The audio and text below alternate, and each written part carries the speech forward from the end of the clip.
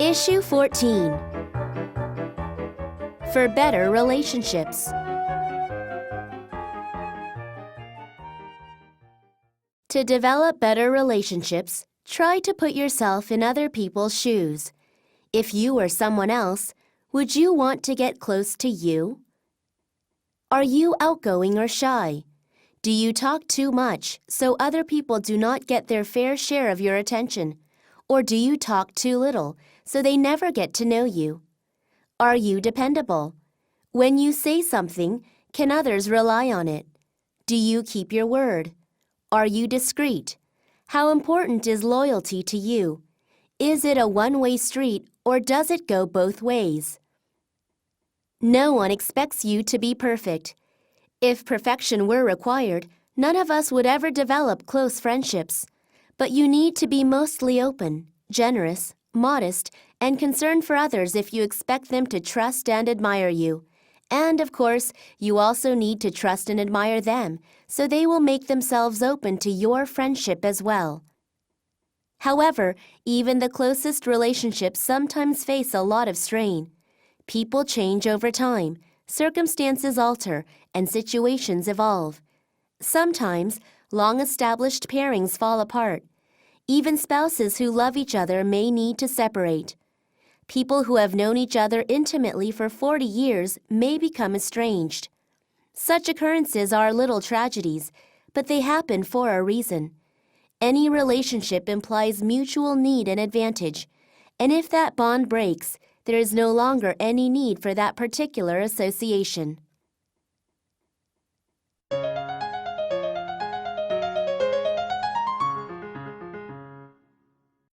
What does it mean? 1. Put yourself in other people's shoes. 2. Is it a one-way street or does it go both ways? 3. Any relationship implies mutual need and advantage.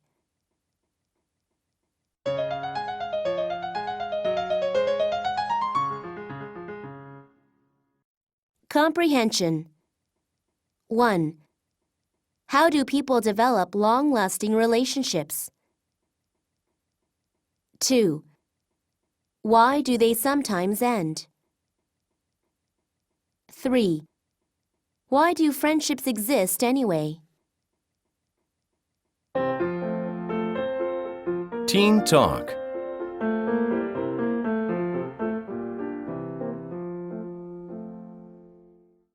One.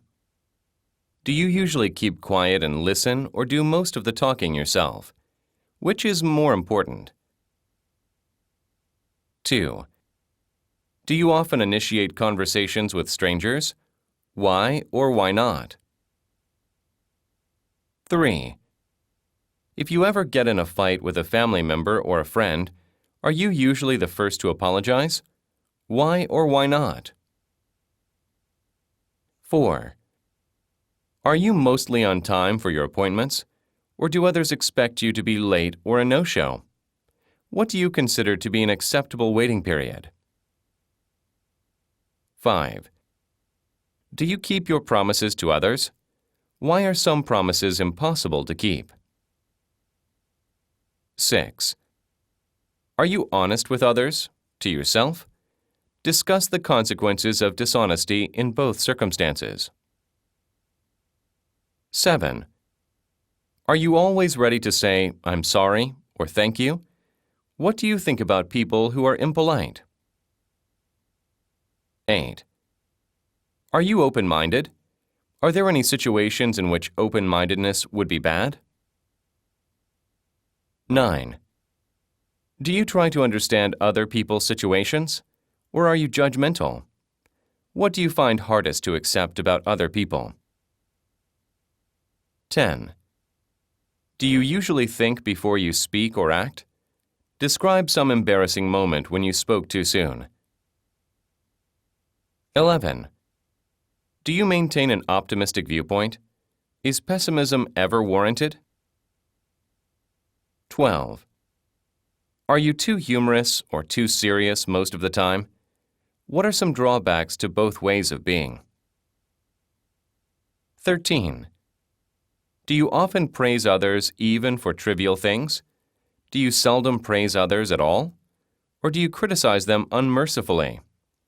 What may be wrong about any of these habits? 14. Do you love yourself? Why or why not? 15. List the things you must change about yourself in order to foster better relationships with others. 16. What other specific things should people do to improve themselves?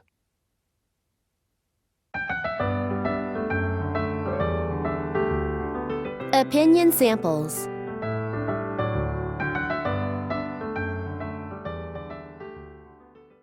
1.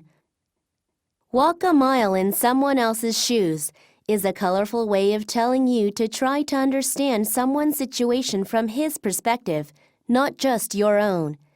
People often do foolish, even terrible things. We don't need to condone their bad actions, but we should at least try to understand them. Empathy may help us avoid the same actions while also making it easier for the other people to correct their behavior or to make proper atonement.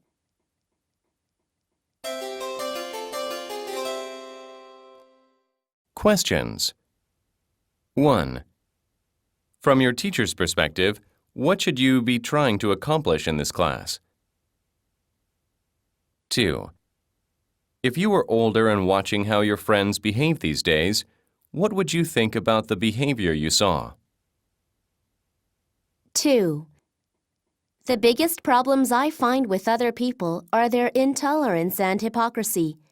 They seldom try to understand why I am the way I am, but they condemn me for not doing the right thing. And then they turn around and commit precisely the same kind of act that they just criticized me for. We need more honesty in the world, but we also need a little more broad-mindedness. After all, everyone is different, so difference in and of itself can't be bad. We should learn to appreciate the many spices that flavor the human character and stop treasuring only a few and trashing the rest.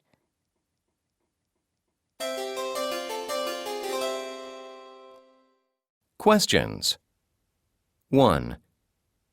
Do you think people usually know when they are being hypocritical? Explain your analysis. 2. Even for the most tolerant of people, are there some attitudes and behaviors that should be condemned?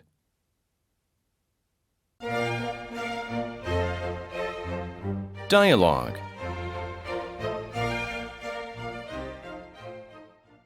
That boy is certainly stuck up. I'll say, he thinks he's better than everyone else. Maybe someone should talk to him about his attitude. Maybe he could learn a little modesty. I don't think he'd pay any attention to anyone else. After all, as far as he's concerned, everyone else is his inferior. Why should he listen? After all, I don't pay much attention to what my 2-year-old sister thinks. But it's worth a try. I think otherwise he's a pretty good guy. But how would you make the point? If you just told him how negatively he comes across to others, he probably wouldn't be very receptive to the criticism. He'd just think you're jealous of him. You're right.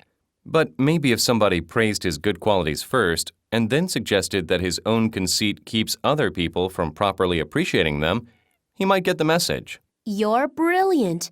You really know how to get your point across effectively to others. Do you really think so? Thanks.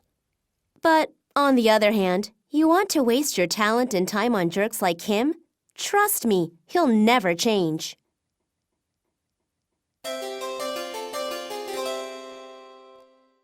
Questions. 1. What does stuck up mean? How did you find out the answer? 2. What does Jeanette think of her sister's advice? 3.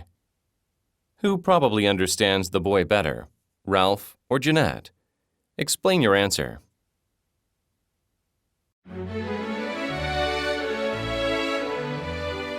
Read and discuss. How to deal with our anger. It's important to understand that any average person can feel frustrated many times throughout the day or week, and that this frustration can lead to angry outbursts.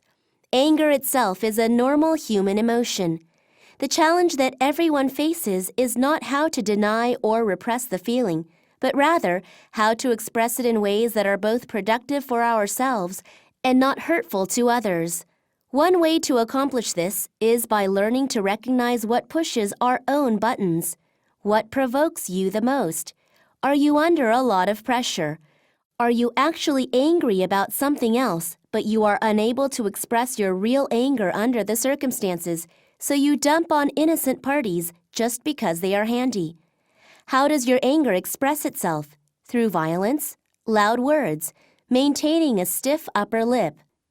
One of the unhealthiest ways to deal with anger is to deny or repress it. However, because most of us have been trained from early childhood to suppress anger, many of us need to learn to express it appropriately.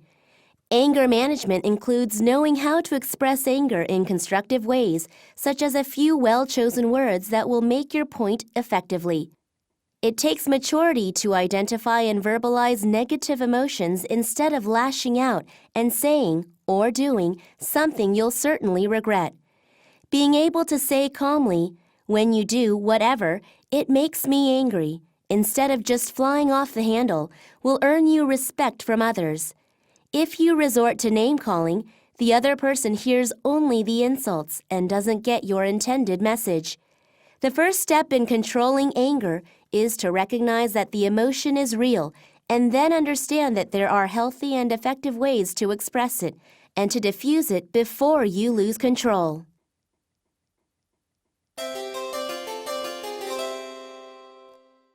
Questions. 1. Have you ever witnessed anyone lose his or her temper? What was your reaction?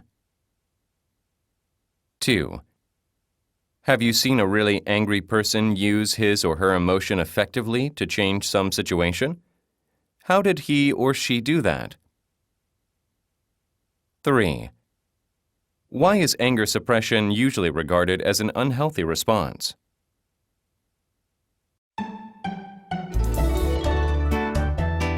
Pictures talk.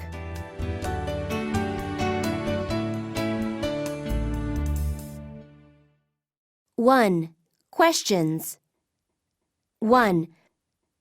Why are relationships among people necessary? 2. Can you think of living a life without friends? Why or why not? What would it be like? 3. Some people say their only real friends are their pets because animals will never betray them or fail to be friendly towards them. Do you agree? Why or why not? 2. Questions. 1. How can we make friends? Is it easy or difficult to make new friends? Do you know any good ways to make many good friends? 2. Which is more difficult, making friends or maintaining friendships? 3. When do you stop being friends with someone? Is there any difference between saying goodbye to a boyfriend or a girlfriend?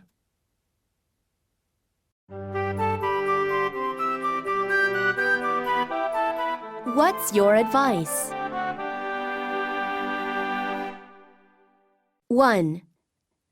Please help me. I am in utter turmoil and don't know what to do. I am absolutely crazy about a boy in my class and am ready to tell him so directly.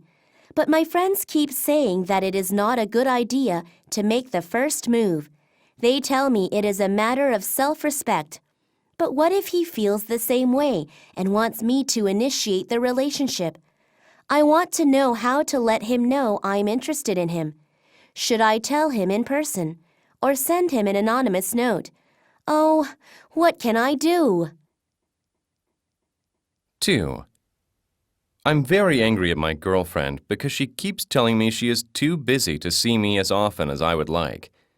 She seems more interested in being with her girlfriends, but when she needs my help with exams or homework, she's never too busy. And she always forgets my birthday, but makes sure I remember hers. Maybe she is just using me. I'm just wondering if now is the time to break up the relationship. Do you have any good advice?